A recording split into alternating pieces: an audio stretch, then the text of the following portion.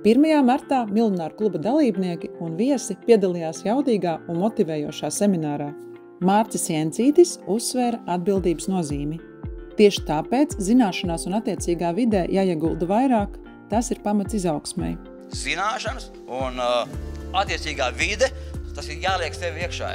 Tas, kas tev ir, tas ir 20% pūļu rezultāts. Pārējo tu dari vienkārši nevajadzīgas lietas. Tu nevari padarīt savu dzīvi par tādu sporta laukumu problēmu risināšanai. Uzņēmējs Māris Ziemelis dalījās ar savu pieredzi, pierādot, ka viss sākas ar domāšanu un drosmi rīkoties. Es vienmēr daru tā, ka es izdomāju, ka es esmu jau tur, jau sasniedzis to. Skatos atpakaļ, kā es to izdarīju. Pēc iedvesmojošām runām dalībnieki apsprieda dzirdēto un dalījās ar saviem izaicinājumiem un sasniegumiem. Šī nav tikai vieta, kur klausīties, tā ir vieta, kur augt kopā.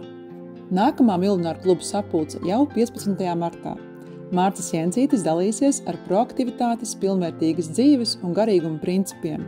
Savukārt 12. aprīlī viesosies uzņēmējs Kaspars Cveiģelis un svinēsim Miljonāru kluba 1. gada dienu ar īpašu torti.